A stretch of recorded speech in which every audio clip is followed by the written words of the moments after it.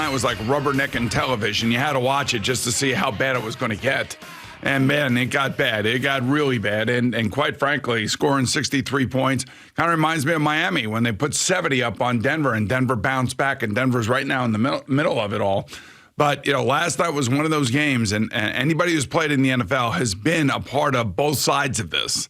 And when you get your asses kicked like the Chargers did, and they ended up scoring 21 points, but they were, oh, by the way, points. It didn't come in the body of the game, and it came in towards the end of the game.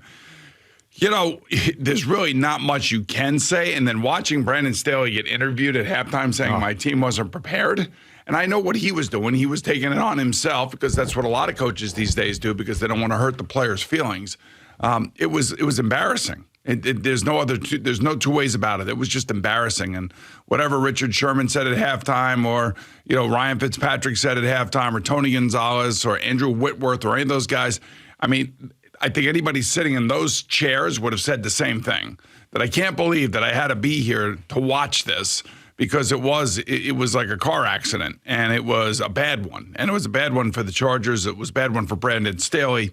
And quite frankly, it was great for the Raiders who got shut out last week. Yeah. And that just goes to show you how bad the Chargers were last night and how ill-prepared they were and how they just did not want to play. Now, when you turn the ball over 5 times, you're going to get your asses kicked, and they did, and the fumbles really hurt them. And, the kid Easton Stick just wasn't ready. He's not ready to play at an NFL level in the body of a real game where the game matters. Yeah, and I know that I'm very careful about the word quit because you taught me that. Yeah. It's something that I've thrown out there many times as a talk show host, but when you talk to a professional athlete, you got to be careful with that. Sometimes you get your ass kicked and you're trying hard, and quit is one of those things that is probably the worst thing you can say to an athlete, that you quit, you gave up. But it seemed to me that last night, after things were going haywire, that team did not want to play in that game. They didn't respect their coach. They just were – it's almost like they wanted to show everybody that Brandon Staley wasn't the guy. It was like, let's just put him out there and light him on fire so we can get him out of here. Yeah, that's the way they were playing the game. So Brandon Staley has kind of the same build as a Mike McDaniel.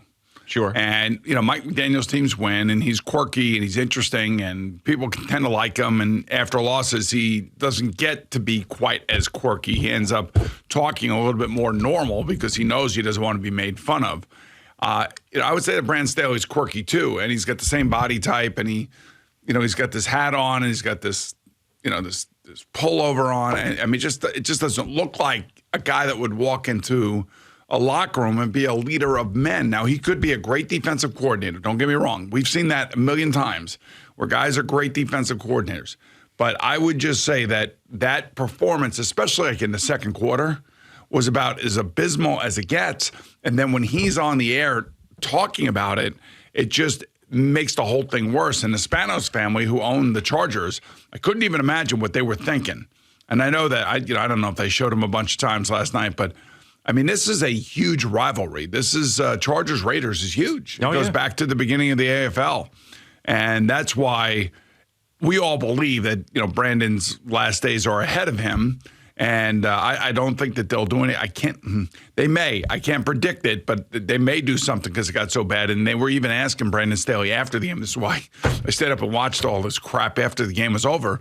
Do you think you're going to keep your job? Do you think you're going to get fired? And he's saying, look, I've been here for 3 years. I've done this. This is what I've done here.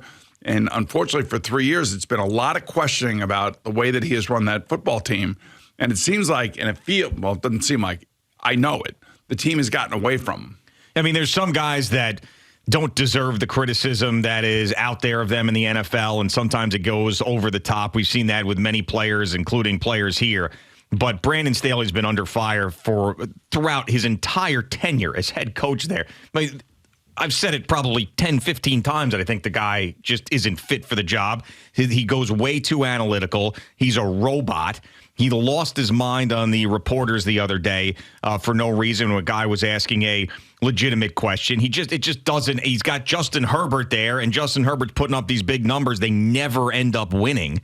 It was a bad hire. The other thing, Joe, I will say, is that the team basically lost its heartbeat, and the heartbeat is their quarterback, Justin Herbert. Everything's built around him, and when he's not there, do they have the strength to win without him? And I will say that Cincinnati has had the strength to win without Joe Burrow, with Jake Browning. I would say that the Giants have the strength and the will within the team to win without Daniel Jones, and they're doing with Tommy DeVito. And Tyrod Taylor, who was a veteran that's respected in there, he goes down too, and they go to their third-string quarterback. And that's exactly the point I was making with Brian Daboll. I don't think that can be overstated enough. I mean, the thing was teetering bad at 2-8, and we had all this history with Ben McAdoo and Joe Judge. You've seen all these teams fall apart, and he kept it together with a third-string quarterback, and they're winning games, and we're talking about them on a 3-game winning streak. So this is, you got to appreciate that from a coach that can keep it together when the worst is going on. And you got a great example with the Bengals and Zach Taylor, the Giants and Brian Daboll, and the worst example with Brandon Staley and the Chargers. What about Kevin O'Connell and the Vikings? Yeah, I mean, they've done a really nice job. Kirk Cousins, of course, had become a cult hero in this offseason because of that quarterback documentary. And, you know, they lost a couple games in a row. They end up shutting out the Raiders. It's 3-0. Now he's got Nick Mullins there. So, yeah, Kevin O'Connell's done a nice job as well, without Justin Jefferson as well. You want to talk about the heartbeat of a team. Justin Jefferson was out for 6 weeks, comes back for a quarter, has to leave again with a chest injury. So, yeah, he's another one. I would say Minnesota and the Giants, their defenses have played a lot into why they've been so successful lately. You know, they've done a great job. Brian Flores has done a great job. Wink Martindale's done a great job. So I don't want to ever lose sight of that. But ultimately, the head coach is the leader of men. And, you know, Coach Cowher is always, you know, he's always telling us and he's lecturing us. It's not about offense. It's not about defense. It's about which guy can get up there and be a leader of men. And that's really what it's all about. And there were guys like Rex Ryan who came in here and inherited a very negative situation. And for whatever, you know, listen, it was one of the best times to be a part of the Jet organization was to watch Rex do all his things. And you can say whatever you want. You can be a detractor or not. That some bitch got up in front of the team and everybody listened to him. Well, he's aged nicely too. After everybody that came in here after him and Todd some of the Bowles decisions and Adam Gase and all of this nonsense. Yeah, exactly. So he was a leader of men. I think that's Brian Daboll. I feel that way. And the way that he has kept this thing on the rails and has done a good job of keeping the Giants relevant and making them exciting, of course, with the young quarterback. But I don't know, there's something about standing up in front of, 80 guys or about 80 guys, I guess, if you count practice squad guys and everything else, and being able to, touch those guys mentally and make sure that they're ready to go each and every week. And last night for the Chargers, that was about as brutal as it gets. Yeah, and you think about, too, the Raiders part of this. The Raiders are working under an interim head coach and a guy who had never coached before in his life at that type of level as a head coach. So it's with a rookie quarterback. With a rookie quarterback who had stunk and got shut out the previous week, and his job was on the line, and they announced he was a starter yesterday morning. It's not like this Raiders team. This is not the Miami Dolphins who put up 70 points. This is not the Buffalo Bills the way they are playing, or the Kansas City Chiefs. I mean, this team was terrible offensively, and they came out and scored 63. Just a shocker. We were sitting here talking about the under in this game because of Easton Stick and the fact that Aiden O'Connell got shut out and that Raiders offense was so putrid. And here they are, 63-21. What? It's Crazy. The NFL, baby. It's at least I had the right winner. Yeah. True. Absolutely. So, yeah, I mean, this is one of those guys. And I know that Richard Sherman, I actually, this might be an unpopular opinion. I actually like that group of guys on Amazon. I think it works. They're opinionated and they keep it moving and it's funny. I don't know, Whitworth I think is good. Fitzpatrick is good. I think Sherman is good. Every time I see those guys, I think they do a pretty nice job. But Richard Sherman usually get terrible games. Yeah, which is another thing too. So they have to make something out of nothing. But Richard Sherman said, I hate saying this stuff because you don't want to call for somebody's job, but they should fire Brandon Staley at halftime. We all know he's gone at some point, whether it's today or at the end of the season. Unfortunately, Ron Rivera, who's such a great guy, he basically, there was a report out yesterday. It's like he's at peace with his tenure as the Washington head coach, and he knows with new ownership they're going to move on. So we know those two guys, there's going to be openings in those two places, and that's why we were linking Bill Belichick to those two places along with the Chicago Bears, depending on what happens with them the last couple of weeks of the season. Yeah, I hate doing that too because, my buddy got fired the last 2 years. And it stings. It hurts. It hurts their pride. And I mean, like I always tell you, they want to have their record on their tombstone when it's all over said and done with. But with that, as we found out through Rob Saleh and Joe Beningo, they also want to add some stuff to that. Like, look at this quarterback and this coach, and look at this coach when he lost his quarterback, and look at this when we don't have a quarter. I mean, blah, blah, blah. It goes on and on. Do you remember on. Joe Judge, that press conference where he talked himself out of a job, and he was talking about all the things that he had to clean up from Pat Shurmur, and people weren't caring, and this and that. I mean, it sounded terrible. So when you're in that mode of defending yourself, it kind of makes yourself look worse. Everybody is going to have their own opinion. Like, there's not like Rob Saleh putting that stuff out to Joe Beningo to put out to the masses doesn't make me feel better about Rob Saleh. It makes me feel worse about Rob Saleh. Yeah. That he's using Joe Beningo as his megaphone to defend himself as what his tenure as head coach here, which has been putrid. But I will tell you that every head coach will go down that road. Sure, yeah. And they'll try to show you other examples of other people who have failed given the same type of situation. Very few people are able to actually win, when they don't have the real quarterback. And we just named three, though, this year. Yeah, but these are short bursts. These are not long-term. Like, Zach Wilson, they've been trying to figure it out for 3 years. Yeah. And, quite frankly, that's got to be extremely frustrating for the head coach, especially one with a defensive background.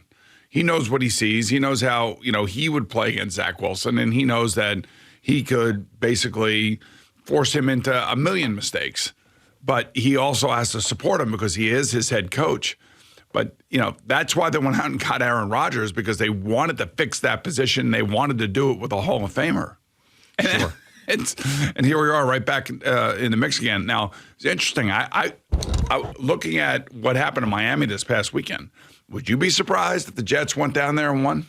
No. I mean, they're dealing with a lot of stuff. Obviously, they lost their play caller on defense. They lost their center. They lost their second best pass rusher. Tyreek Hill is not going to be 100%. They're going through it, and I don't think if Achane may not play. Right, and he'd been out previously, and they still were able to win games without him. And Mostert's having the best year of his life, but.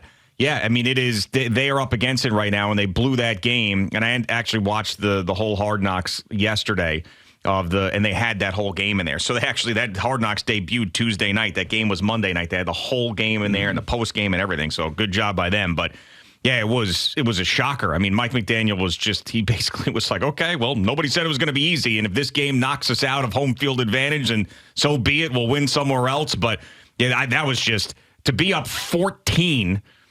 Or 13 with 4 minutes to go, and to lose to Will Levis and the Tennessee Titans in your own building like that, I don't know. I mean, this is going to be a test of mettle for the Dolphins this week to see who they are, because this is the most adversity they've faced the entire year is right now. Yeah, I have to say that after losing the spike game that we did, we were never able to recover. Never able to recover. That to me is where the Dolphins are teetering right now. And given what happened to them last year. They lost every game in December. Right. That's in the back of their mind. Man, the Jets, this could be ripe for the picking right now. They could be. I mean, the line opened up at 13. I think it's down to 8 or 9 now. I don't know, man. I don't want my newfound love for the Miami Dolphins to cloud my picks, and I think it kind of is. You think so? I think it is. I think you got to look at, I am looking at it. I know. I mean, I'm locked in. I know all the injuries. I know everything. I know. Do you know for a fact whether or not, because I don't know, Tyreek Hill is going to be playing? I mean, he came back into the game, and he looked fine. He caught some passes. I don't know for a fact if he's going to play. I would be very surprised if he did not. He's dealing with two things off the field now. Oh, my God. I mean, how about that? I don't know if anybody caught that or not, but the paternity suits out there, two of them, both babies that were born in 2023. Busy year for Tyreek. And this is not like a up in the air type of thing. He's already been paying the child support, so he has admitted that these are his children, and now they want more because of his contract. They don't think that the child support is enough. He just got married 2 weeks ago. Like, imagine you're Tyreek Hill and you got an injury and the team's facing the biggest adversity. Then, bang, this is all over the place in the national media. And I'm sure the wife isn't being like, oh, it's okay. Don't worry about it. No, she has to know. She had to know about that. She did? Yeah. Let's have sex and have a baby. I mean, I'm sure she handled it great. Okay, fine, Jerry. I'm sure she handled it great because most women would in that situation, right? So? They'd give you the benefit of the doubt. Don't you think? Benefit of what doubt? There's no doubt. Be like, don't worry about it. It's There's okay. no doubt. It's okay, Tyreek. Have some more kids out there. It's fine. It's fine. It's whatever. We got enough money. We'll be able to handle it. Yeah, I told you this, what happened to one of my teammates. I'm not going to mention his name and everything else. And, the judge brings my teammate in there and basically says, okay, this is how much you got to pay per year. And the guy had just signed a new contract. And I'm like, he's going to have to pay this for 18 years? He may have this contract for the next 3 years. Yeah. He's not going to have this contract for the next 18 years. Yeah. There's an unrealistic. Now, to even out the playing field, the money has gone up significantly, and Tyreek signed a huge contract. He did. So he's good. So he's going to sit in front of a judge, and they're gonna agree. They're gonna say, "Look, man, you're gonna have to take that $7,000 after tax money, and we're gonna bump it to $22,000." Rough week for Tyreek. Yes, it is. Rough week. Thanks so much for watching the video. Please like and subscribe. And don't forget to hit the bell so you're notified when we're dropping new content.